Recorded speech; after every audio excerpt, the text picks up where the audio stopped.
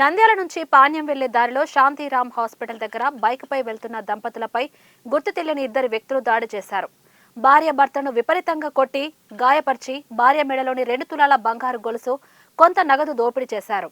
పోలీసులు కేసు నమోదు చేసి దర్యాప్తు చేస్తున్నారు. తీవ్రంగా గాయపడిన భార్య భర్తలకు ప్రైవేట్ హాస్పిటల్లో చికిత్స అందిస్తున్నారు. బంగపోతున్నాడు, మీకు డబ్బులు కావాలని కొట్టించారా? నేను నిడిసారా? మీరు ఎవరు అసలు? నేనేం చేసినానని మేము పిల్లని హాస్పిటల్ అడ్మిట్ చేసినాం అంటే నిడిసాడు. ఎవరు? ఎంతమంది వచ్చినారు? ఇద్దరే. గిట్ట తింటారు, ఇంతవేనే సన్నగా ఇట్టనే తింటారు పిల్లగాని లెక్క ఇద్దరు. ఏమైనా కొట్టినారమ్మా? మీ భర్తకు గాయాలేనా? దండికైనా ఇంకా ఆయనకి ఎక్కువ, నాకేం రక్తాలు కాలే. ఆయన దెబ్బలు కొట్టినారు. మీ పేరమ్మా? జయమ్మ. మీ భర్త? మా సిస్టర్ ప్రెగ్నెంట్, చెకప్ కోసం హాస్పిటల్ దగ్గర